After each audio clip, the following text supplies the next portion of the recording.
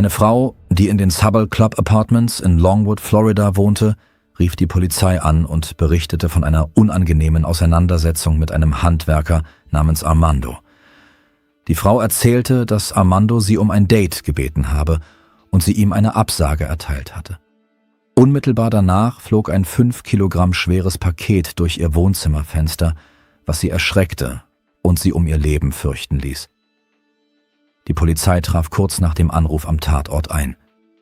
Obwohl das Opfer nicht gesehen hatte, wie Armando die Tat begangen hatte, sagte sie den Polizeibeamten, sie sei überzeugt, dass er der Täter sei.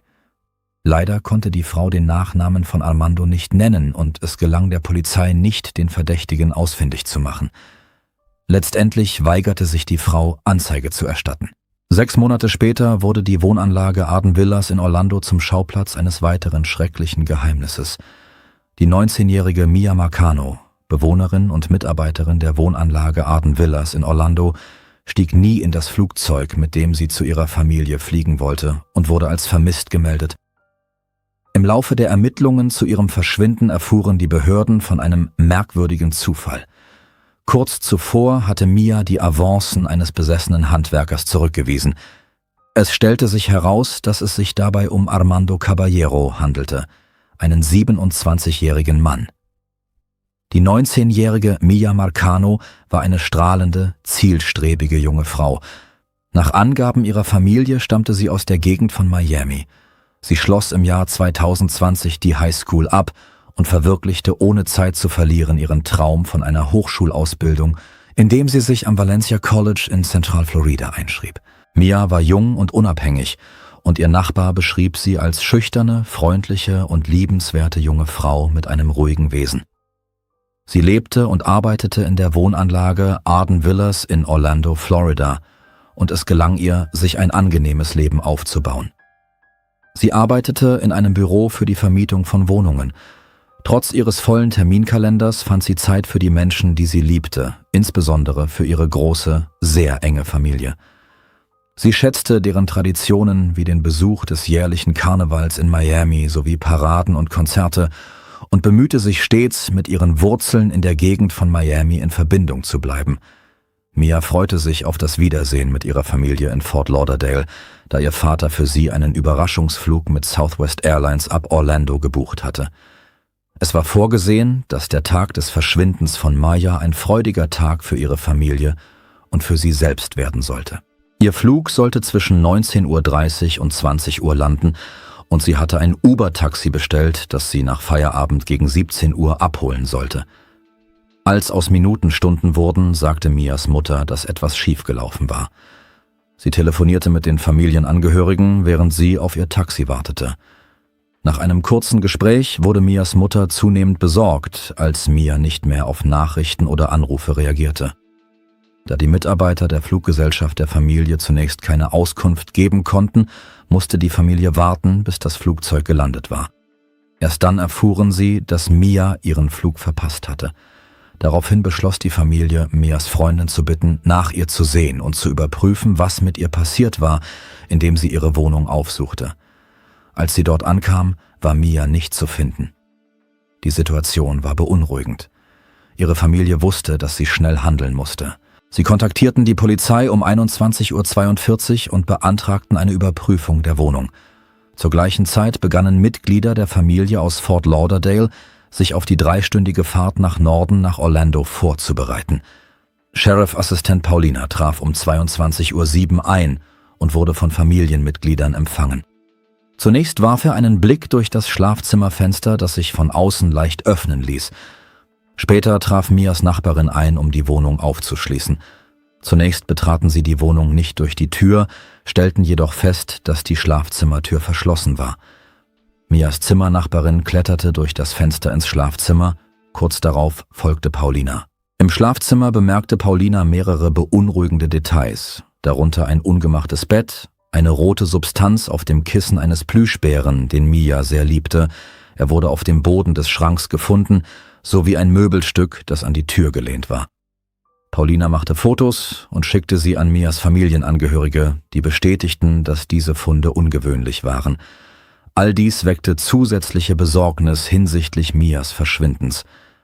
In einem Interview erzählte ein Kollege von Mia dem Hilfs-Sheriff Paulina, dass einer der Handwerker, der die Wohnungen renovierte, namens Armando Interesse an ihr gezeigt habe, sie dieses jedoch nicht erwiderte.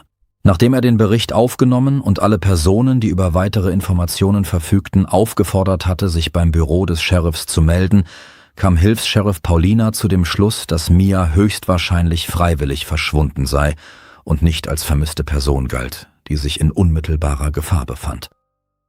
Trotz der beunruhigenden Details, die in der Wohnung gefunden worden waren, beschloss er aufgrund seiner Einschätzung, den Fall nicht an die Kriminalpolizei oder die Ermittler für vermisste Personen weiterzuleiten.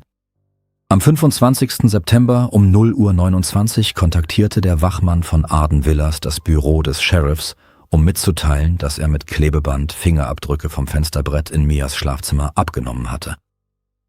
Sheriff-Assistent Paulina kehrte um 3:52 Uhr zum Tatort zurück, um den Abdruck entgegenzunehmen. Mias Vater, Marlon Senior, rief im Büro des Sheriffs an.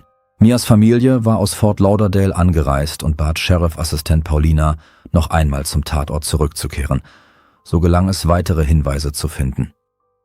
Marlon Senior sagte dem stellvertretenden Sheriff Paulina, dass er unter dem blauen Teppich neben dem Bett ein gelbes Kartonschneidemesser gefunden habe, an dem keine sichtbaren Blutflecken zu erkennen waren. Außerdem erklärten Familienmitglieder, dass sie anhand der Abdrücke auf dem Teppich feststellen konnten, dass das Bett von seiner ursprünglichen Position verschoben worden war. Sie übergaben Paulina auch verschiedene elektronische Geräte, die mit Hilfe von Handschuhen eingesammelt worden waren, die der Sicherheitsdienst während der Spurensicherung zur Verfügung gestellt hatte. Dabei informierte ein Mitarbeiter des Sicherheitsdienstes Sheriff-Assistent Paulina über den anhaltenden Konflikt zwischen Mias Familie und einem Mann in einem silbernen Ford Fusion.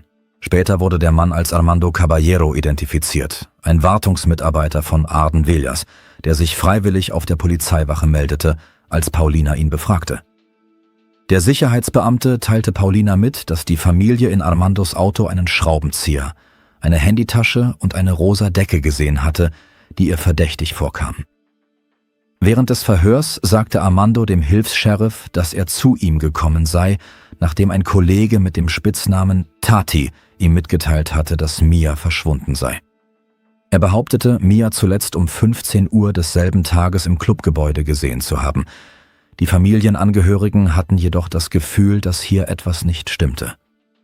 Wenige Augenblicke später half Armando dem Hilfs-Sheriff Paulina, das Gebäude auf dem Gelände zu durchsuchen, und genau dabei erfuhr dieser, dass Armando im Rahmen seiner Aufgaben als Hausmeister Zugang zu allen Räumlichkeiten hatte.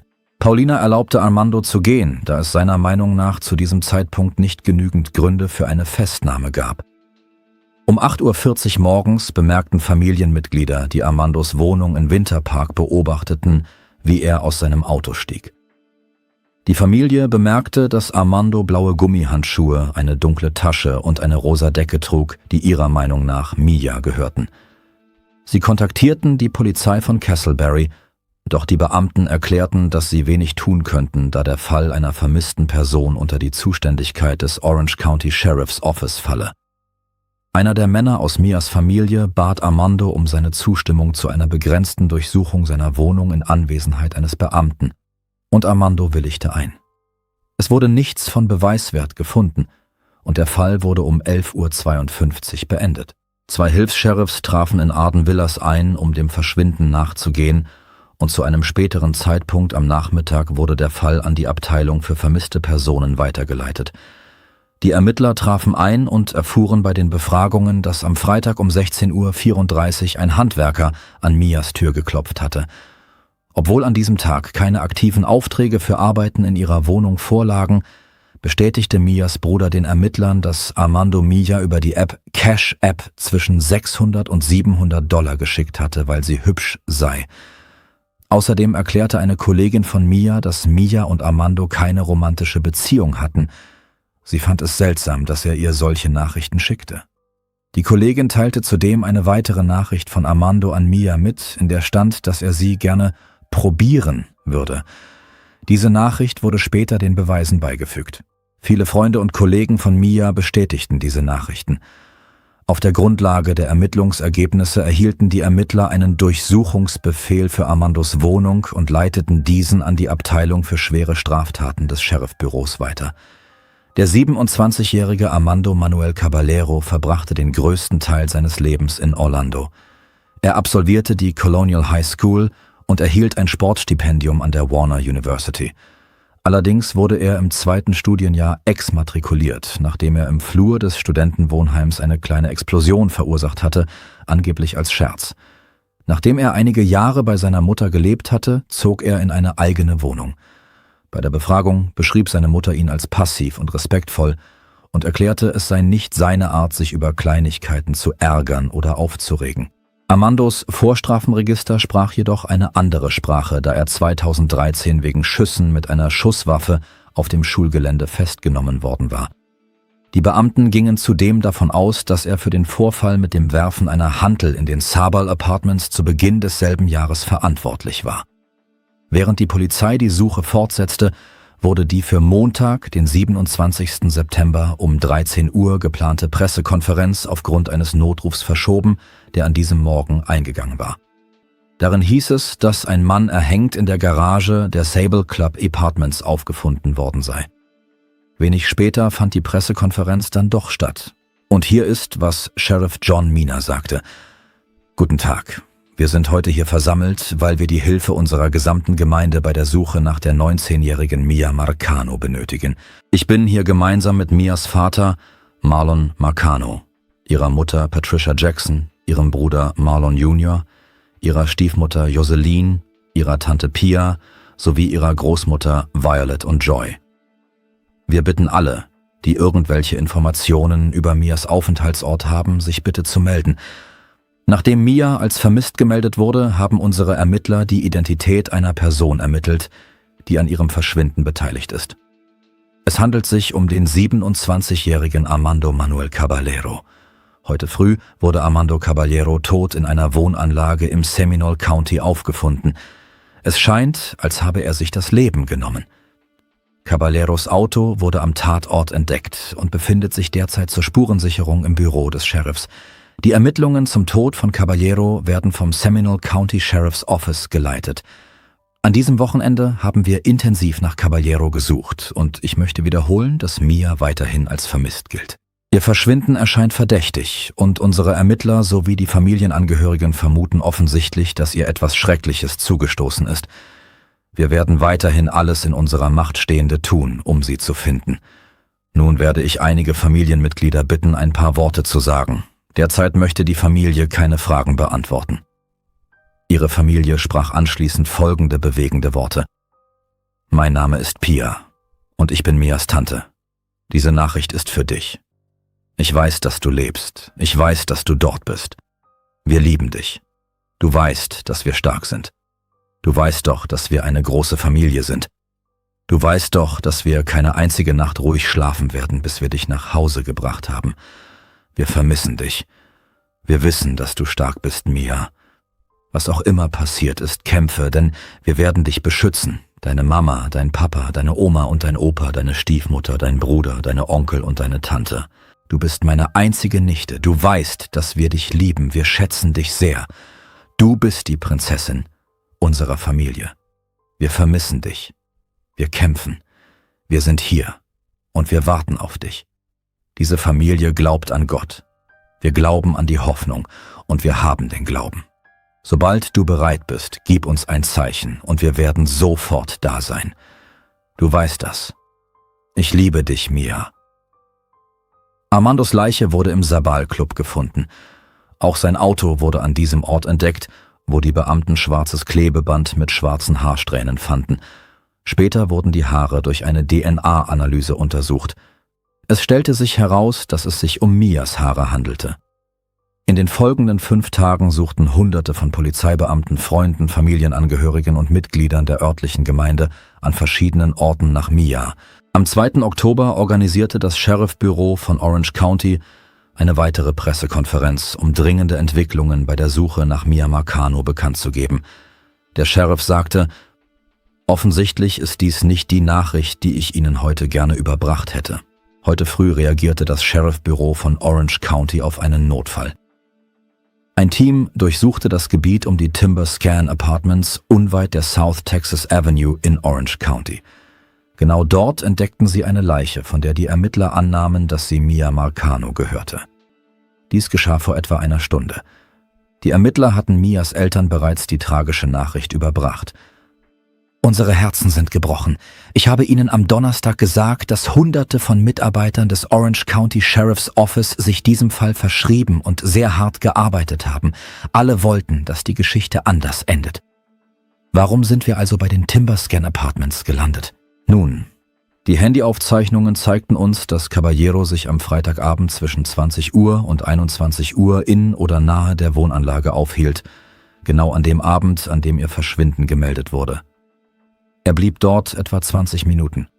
Nichts in den Aufzeichnungen deutet darauf hin, dass er seit Mias Verschwinden bis zu dem Zeitpunkt, an dem er sich das Leben nahm, dorthin zurückgekehrt ist. Also haben wir heute Morgen sofort Suchteams dorthin geschickt. Genau dann fanden sie das, was wir für Mia halten, und obwohl wir uns ihrer Identität nahezu sicher sind, müssen wir noch das Gutachten des Gerichtsmediziners abwarten. Die Obduktion wurde am nächsten Tag von Dr. Stephanie Vanos durchgeführt. Dr. Vanos konnte die genaue Todesursache nicht feststellen, da sich die Leiche bereits in einem weit fortgeschrittenen Zustand der Verwesung befand. Aufgrund der Spurenlage und der Umstände im Zusammenhang mit Mias Verschwinden kam Dr. Vanos jedoch zu dem Schluss, dass es sich um einen Mord handelte.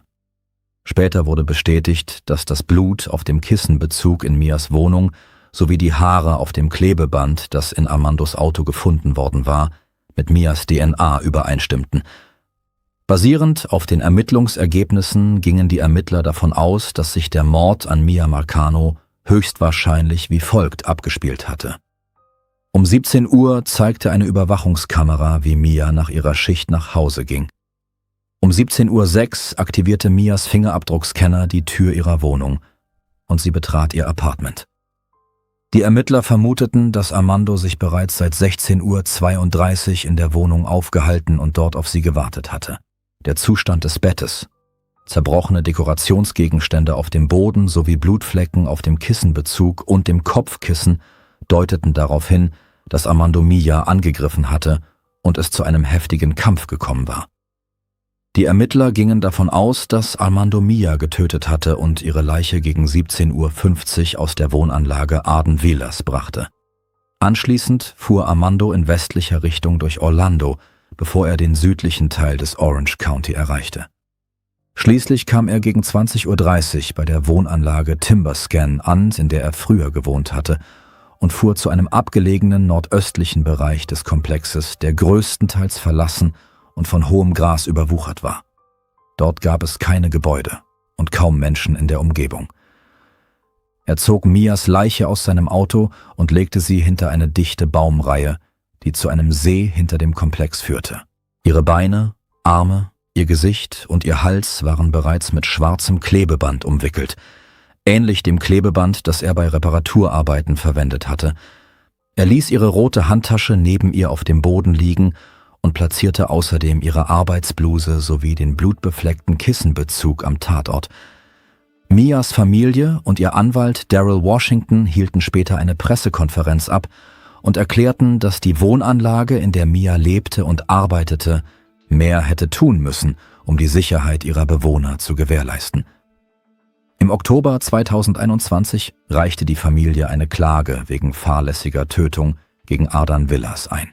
Darüber hinaus erklärte die Familie, dass sie bis heute nicht verstehen könne, warum die Strafverfolgungsbehörden dem Fall anfangs nicht mehr Aufmerksamkeit geschenkt hatten, obwohl bereits früh direkte Hinweise auf ein Verbrechen vorhanden gewesen seien. Auf dem Kopfkissen befand sich Blut und ein Möbelstück war gegen die Tür ihres Schlafzimmers geschoben worden, sodass sie sich nicht vollständig öffnen ließ. Der stellvertretende Sheriff, der die Ermittlungen leitete, war über Armandos Verhalten informiert worden und wusste außerdem, dass er Mia belästigt hatte. Die Familie hatte dem Hilfs-Sheriff mitgeteilt, dass in der Wohnung Unordnung herrschte, dass Armando möglicherweise eine Decke in seinem Auto zurückgelassen hatte und dass sich Mias Plüschbär nicht an seinem üblichen Platz befand. Nach Ansicht der Familie hätte Armando zumindest festgenommen und offiziell verhört werden müssen, anstatt nur einer kurzen informellen Befragung auf der Straße unterzogen zu werden. Doch laut Hilfs-Sheriff Paulina hatte er zu diesem Zeitpunkt das Gefühl, keine ausreichenden Beweise dafür zu haben, dass Armando etwas Unrechtes getan hatte. Genau aus diesem Grund ließ er ihn gehen. In den Unterlagen zur internen Untersuchung räumte Sheriff-Assistent Paulina ein, dass er einige Warnsignale übersehen habe. Im Juli 2022 kam das Sheriff-Büro von Orange County zu dem Schluss, dass Sheriff-Assistent Paulina und sein Vorgesetzter, Corporal Kenneth Dale, im Fall Mia Marcano Fehler gemacht hatten.